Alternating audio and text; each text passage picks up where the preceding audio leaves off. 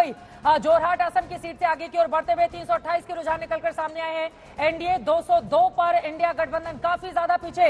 गिरिराज सिंह बेगूसराय से आगे चल रहे हैं। पिछले 2 बार की नवादा जीते, 2014 में, 2019 में बेगूसराय से जीते थे। कन्हैया कुमार को उन्होंने हराया था। हनुमान बेनीवाल पिछले बार बीजेपी के साथ थे। 24 सीटों पर राजस्थान में बीजेपी ने जीत हासिल की थी। 1 पर हनुमान बेनीवाल जीते थे। इस बार वो इंडिया के साथ है। फिलहाल वो आगे चल रहे हैं। एचडी कुमारस्वामी जेडीएस के आगे चल रहे हैं। हेमा मालिनी के लिए इंतजार करना होगा।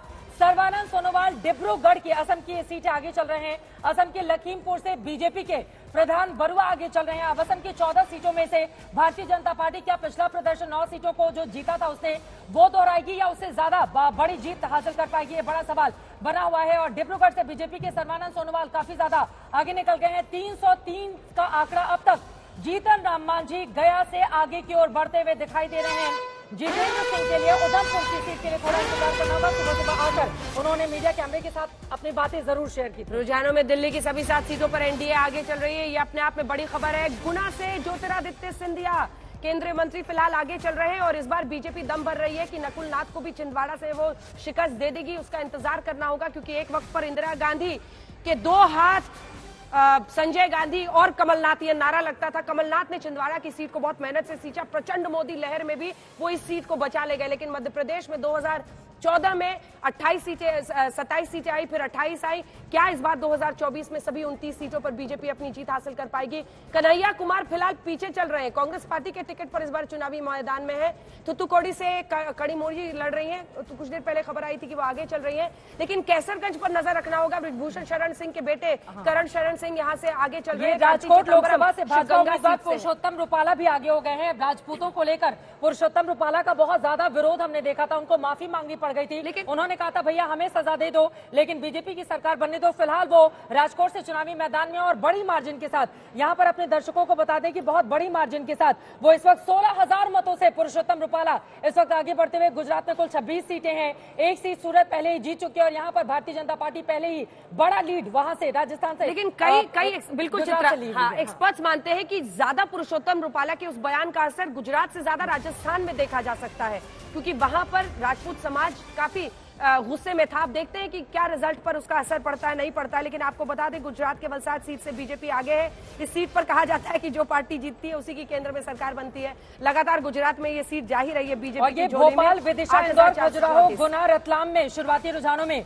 बीजेपी आगे चल रही है। विदिशा शिवराज सिंह चौहान चुनावी मैदान में है, जो कि एक वक्त पर सुषमा स्वराज की सीट थी। वो भी कई दशकों से भारतीय जनता पार्टी की झोली में रही है और वो सीट सबसे सेफ सीट मानी जाती है भारतीय जनता पार्टी के लिए। और प्रधानमंत्री ने कहा था कि अब शिवराज सिंह चौहान को मैं अपने साथ केंद्र में लेकर जा रहा हूं। तो देखना दिलचस्प होगा कि अगर विदिशा से वो जीतते हैं तो केंद्र में क्या उनकी भूमिका रहती है। लेकिन साध्वी निरंजन ज्योति भी अंजना आगे चल रही हैं और सपा प्रत्याशी नरेश उत्तम पटेल इस वक्त पीछे चल रहे हैं। गोरखपुर में रवि किशन आगे चल रहे हैं। पिछले बार बड़े मार्जिन से उन्होंने जीत हासिल की थी और यहाँ पर आपको दिखा रहे हैं 346 अब तक के रुझान निकलकर सामने आए हैं। 346 में से एनडीए 208 पर, इंडिया गठबंधन बहुत ज्यादा पीछे 128 सीटों के साथ। और यहाँ पर अलग अलग प्रदेशों के आंकड़े भी आपके सामने हम रख रहे हैं कि किस प्रदेश में कौन सी पार्टी की स्थिति मौजूदा वक्त में क्या है। गुजरात में आप देखेंगे 35,000 वोट से गांधीनगर में अमित शाह आगे चल रहे हैं। उनकी भी नजर रिकॉर्ड पर रहेगी कि क्या वो 7.25 लाख वोट का मार्जिन जो पिछली बार नवसारी पर सीआर पाटिल ने हासिल किया था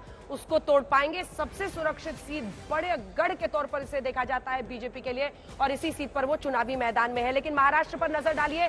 सब देखना चाहेंगे कि शिवसेना, ये जो यूबीटी है, एक बार महाराष्ट्र का नंबर्स फिर से दिखा दीजिएगा। पश्चिम बंगाल में फिलहाल 15 सीटों पर बीजेपी आगे चल रही है। 2 सीटों पर कांग्रेस, 10 पर टीएमसी, 9 पर बीजेपी। बीजेपी अगर पश्चिम बंगाल में ये मेंटेन कर पाती है, दूसरी तरफ बीजेपी 9 सीटों पर आगे बिहार में है और आरजेडी भी यहां पर आगे चल रही है कई सीटों पर। महाराष्ट्र में लेकिन देखिए 7 सीटों पर बीजेपी, कांग्रेस 5 पर, शिवसेना 4 पर। ये शिवसेना एकनाथ शिंदे शिवसेना है। तो वहीं यूपीटी वाली शिवसेना भी 5 सीटों पर आगे है।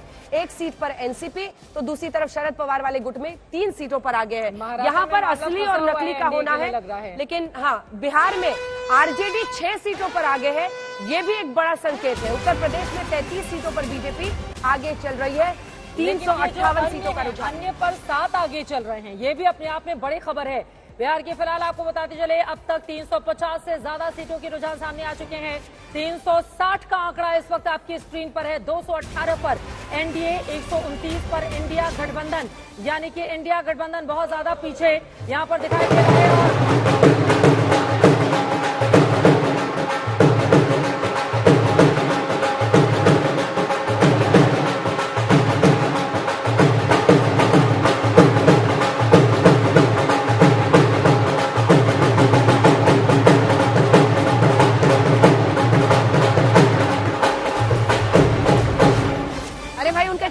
तेवर दिखाइए, एकदम मुस्कुरा रहे हैं, सुबह सुबह कड़ी मेहनत कर रहे हैं।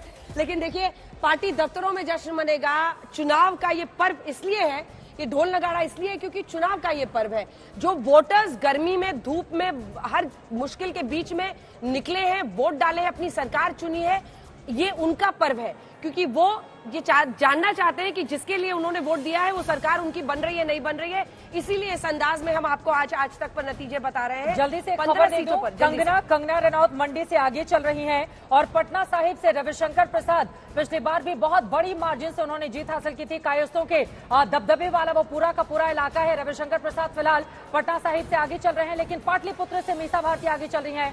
मंडी सीट पर चुनावी मैदान में 37 साल की कंगना रनौत को मैदान में उतारा है भारतीय जनता पार्टी ने। पूरी की पूरी चारों सीटें हिमाचल प्रदेश की पिछली बार बीजेपी ने जीत हासिल की थी और इस बार कंगना, फिलहाल बड़ी खबर यह है, कंगना इस वक्त आगे चल रही है और वहीं दूसरी तरफ अनुराग ठाकुर भी अपनी सीट पर हमीरपुर से लड़ रहे हैं। अनुराग ठाकुर वो भी अपनी लीड बनाए हुए हैं, लेकिन कंगना रनौत की बात हो रही थी। जैसे ही मंडी से उनका चयन हुआ, उसके बाद कांग्रेस पार्टी के सोशल मीडिया हेड के अकाउंट से, इंस्टा अकाउंट से पोस्ट होने के बाद से बहुत बवाल मचा। हालांकि उन्होंने इससे इनकार किया, लेकिन मंडी शब्द का गलत इस्तेमाल, जिसके बाद बहुत बवाल हुआ। लेकिन मंडी सीट पे आप देखिए, विक्रमादित्य सिंह वीरभद्र सिंह के बेटे हैं और उनकी लेगेसी वहां पर जो है वो बहुत बड़ी मानी जाती है। अमरावती सीट से आपको नवनीत राणा, उत्तर दिल्ली से मनोज तिवारी पीछे, कन्हैया कुमार फिलहाल आगे चल रहे हैं मंडी से, लेकिन कंगना रनौत आगे है। अभी शुरुआती रुझान है और इसीलिए शायद बहुत ज्यादा कमेंट नहीं करना चाहिए। हर किसी को थोड़ा सा इंतजार और करना पड़ेगा, लेकिन हम आपको चीजें दिखा रहे हैं। महाराष्ट्र पर जरूर नजर रखिएगा। बीजेपी अगर 7 पर आगे है तो जो पार्टी है गठबंधन की, और वो टूटकर अलग अलग हुई है, मंडी में कंगना रनौत का आगे चलना ये साफ संकेत दे रहा है। वहां पर ज्यादातर लोग ये मानते थे कि प्रधानमंत्री के तौर पर और जो पीएम की वहां पर लोकप्रियता है वो भी एक बहुत बड़ा फैक्टर रहा है। वरना विक्रमादित्य सिंह जो कि वीरभद्र सिंह के बेटे हैं, उनकी भी एक पॉपुलैरिटी वहां पर। मिर्जापुर से अनुप्रिया पटेल है। पूर्वांचल की जिन सीटों की चर्चा हो रही है उनमें से एक अनुप्रिया पटेल भी है, क्योंकि अपना दल और पूर्वांचल में 3 ऐसी पार्टियां हैं जिनके साथ, चाहे वो सुभाषपा हो, संजय निषाद की पार्टी हो, अपना दल हो, माना जाता है जाति के आधार पर ये पार्टियां बनी हुई है, लेकिन इन सब के साथ भी समीकरण साधा है। पूर्वांचल में बड़ी खबर आ रही है दर्शकों को, जल्दी से मैं दे दूं, आपको बता दें, मध्य प्रदेश के देवास होशंगाबाद सीट पर बीजेपी आगे चल रही है। टिहरी लोकसभा सीट से भाजपा प्रत्याशी माला राजलक्ष्मी शाह आगे चल रही हैं। राजसमंद लोकसभा सीट से भाजपा की महिमा सिंह आगे चल रही हैं और कठुआ उधमपुर की अगर हम बात करें तो वहां से जितेंद्र सिंह अपनी लीड बनाए हुए हैं। पंचमहाल सीट पर भाजपा उम्मीदवार राजपाल सिंह यादव 28,000 मतों से आगे चल रहे हैं और यहां पर हम आपको दिखा रहे हैं 383 के 384 की अब तक रुझान निकलकर सामने आए हैं। 232 पर एनडीए की ये बड़ी बढ़त लगातार कायम है और इंडिया गठबंधन ऐसा लग रहा है 139 के साथ अब पीछे रुकता हुआ धीरे धीरे करके आगे बढ़ रहा है। लेकिन क्या कांग्रेस पार्टी यहां पर अच्छा प्रदर्शन कर पाएगी? क्या 100 से ज्यादा सीटें उसके मिलेगी या फिर नहीं मिलेंगी, ये देखना महत्वपूर्ण रहेगा। और अब जल्दी से वो घड़ी आ गई है जब ये हमारा हेलीकॉप्टर यहां लैंड करने वाला है, क्योंकि देश भर में 100 सीटों पर भ्रमण के बाद ये सिर्फ एक संकेत है कि हम लोगों के बीच गए, लोगों से हमने बात की, उनकी नब्ज को टटोला, उनके मुद्दों को देश के सामने रखा, फिर जागृत मतदाता ने अपना वोट डाला है। 233 सीट अभी एनडीए रुझानों के मुताबिक आगे बढ़ता हुआ 142 पर इंडिया गठबंधन